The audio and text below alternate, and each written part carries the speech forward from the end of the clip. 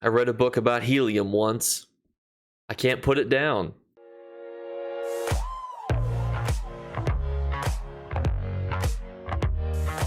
What's going on, YouTube? We are inside the Hollow City, inside of Cold Harbor, to go over our weekend vendors. Starting us off, we have Zenil, who's got some interesting assortment of things, because the reason we look at these bad boys is two reasons. One, we might either want to buy these items for ourselves. Obviously, that's completely subjective as to what you like.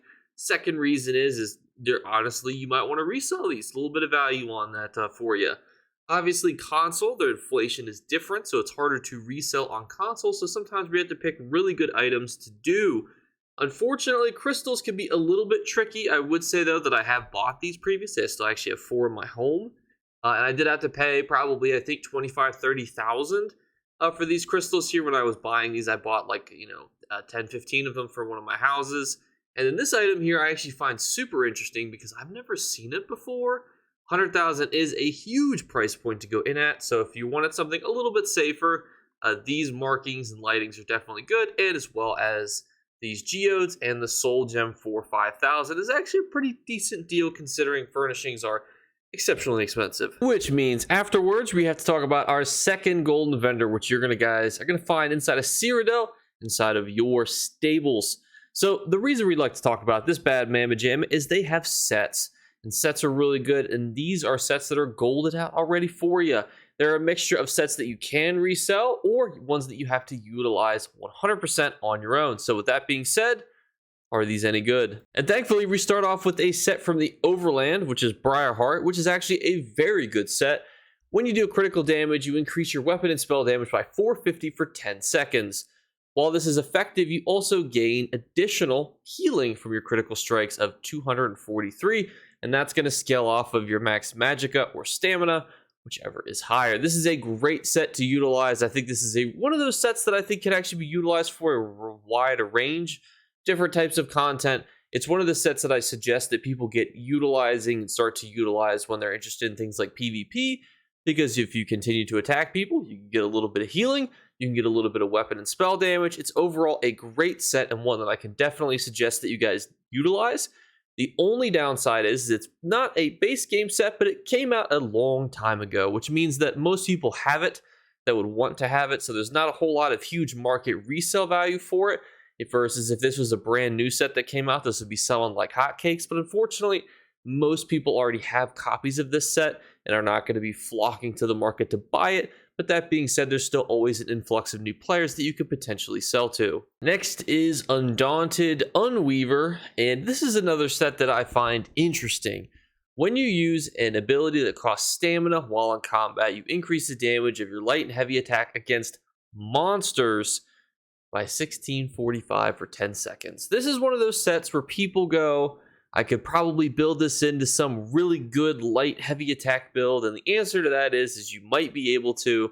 There's so many sets though that can be utilized effectively in a light and heavy attack build, and for me, Undaunted Weaver does not crack the top 3 or 4, and because of that, it's not one that I would generally suggest.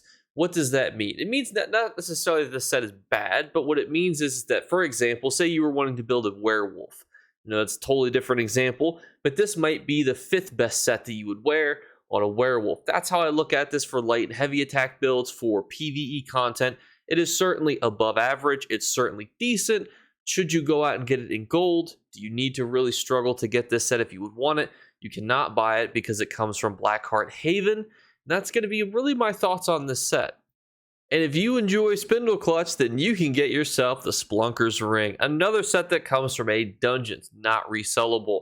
Reduces the cost of your Undaunted abilities by 10%. When an ally uses one of your Undaunted synergies, you restore some magic and stamina. And this is going to occur every 5 seconds. You might think to yourself, Jake, I used to use synergies all the time in Trials. I do exactly what I'm supposed to. I synergize all the time.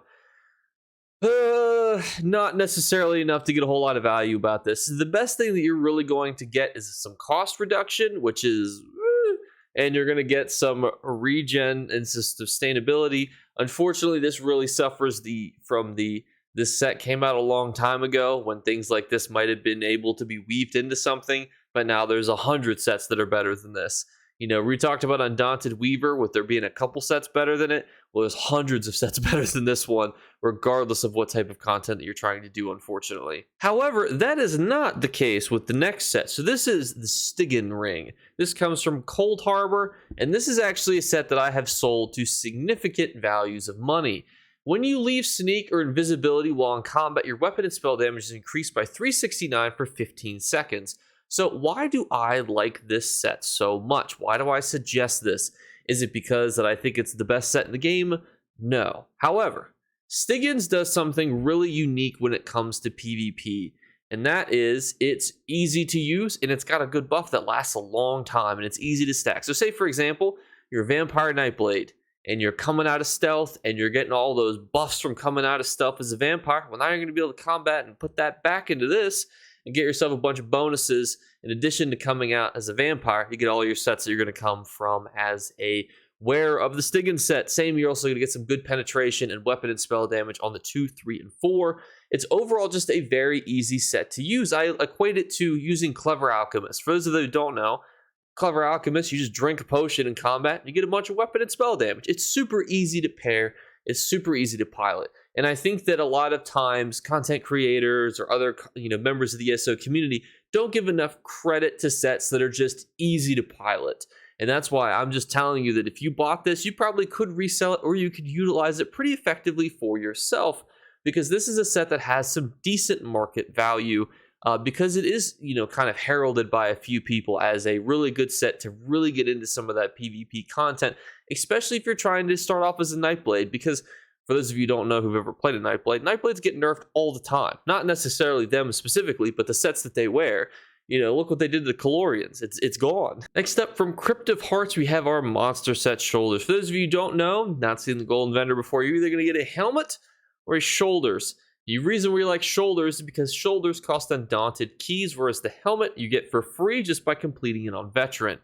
However, this shoulder, when you deal direct damage, you have 15% chance to summon a Lich Crystal that explodes after 2 seconds, dealing 5,685 magic damage to all enemies within 4 meters. That's about almost 13 feet. This is going to occur every 3 seconds. Here's the problem. You can look at this from a PvE perspective and a PvP perspective. Let's start with PvP because it's easier. An explosion is just generally, you get 2 whole seconds to go, well, I'm not going to stand in that explosion, and then you come back again. So you've wasted a whole monster set for something that you can just very easily. Now, PvE people are a lot stupider. They'll stand there, and then the explosion will go off. But here's the problem from PvE perspective, is the damage isn't bad, but you're losing out on something that could be better. That's the problem when it comes to DPS sets and PvE sets, is there's so many overpowered, amazing ones that if you're not putting out crazy numbers or numbers that are going to stack with other things that can stack with other things to really kill bosses very effectively, not going to be really on that top list. So unfortunately, this is a shoulder piece that does not appeal to either community. And next, we actually have one of my favorite monster sets in the game, but not for the reason you think. Let's dive into it. When you block, you gain an energy charge. When you release 6 charges, you release energy, restoring 2,393 stamina and magic and healing you for 2,919. After releasing the charges, you cannot regain new charges for 14 seconds. Let's talk about why this is bad. 14 seconds is a long-ass time. Here are the pros. The pros are, getting that stuff's back, not bad. And healing for a straight amount of health is actually not too bad either, because for those of you who don't know, if you get that as health regen, if you're in a place like Cyrodiil, you're going to lose it. But Stone Keepers is actually not good for the reason you think. All of that is hot garbage. Here's why I like Stone Keepers, is because you can get maximum stamina, magicka, and health as a one piece, which means that if you're using any sort of PvP mag character, you're going to want all 3 of these resources, and this is the easiest set to pair that with. So for example, you might be running Gaze of Sithis as a heavy helmet, and you might be wearing 5 other pieces of light armor, and then you might want to buy this in medium, because they're bada bing bada boom, you're going to get yourself a free one piece of stamina, magicka, and health. There are other sets that obviously can do this, but this is the one that's most easily accessible for people, in my opinion. And because it's a shoulder, there's pretty much no shoulder mythics that are going to really run into this. So this is why I actually really like this set, and I find myself wearing it quite often. It is, of course, not the normal utilization that people will use it for, but that's why you watch this channel. That's why you watch this. Don't you want to know? You know, this is what you can use it for. It's primarily components are going to be used for PvP builds, because for those of you who might not be aware, generally total amounts of resources are much more important in PvP builds versus PvE ones. PvE ones are much more focused on your generic, stacking critical damage, damage from behind. You're going to try to stack all of those crit chances, being able to deal single target damage, in a much more fashionable way. Here's why you don't do that for PvP. So PvP, you need to have total resources because you need to be alive, because something that's different between those two scenarios is you might not get attacked at all when you're in a PvE fight. You can go to a trial and not take any damage at all, depending on the trial that you're doing. Rarely is that going to happen in PvP. So you need to have a little bit more health. You need to have a little bit more resources. You're probably going to block and roll dodge more. You're going to be in fights where it's a battle of attrition. The boss is not going to fight you and run out of magicka and stamina in a dungeon.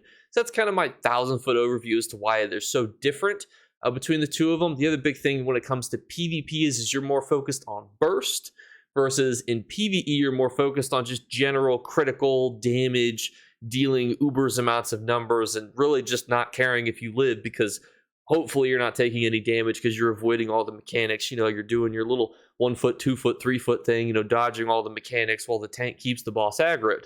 So that's really the big differences, but that is actually this week's vendor. And if you're interested in the Tuesday vendor, we did a video on that. So for those of you who don't know, there's a brand new Endless Archive rotating assistant that has some really cool items. Not necessarily as cool as these two vendors, because I think this is like the Wombo combo here.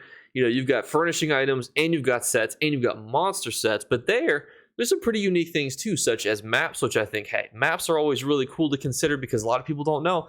Maps can have antiquities. Maps can have antiquities that have leads that are worth, hundreds of thousands of gold that you can sell because they're attached to motifs that you can pick up and sell for some oogles amounts of money. They're attached to sets, which can be sold for a lot of money. You can buy monster style pages there to help save money. You cannot resell them, but there are some monster styles that are worth, 10 to 50 millions of gold on console and are worth hundreds of millions of gold on PC.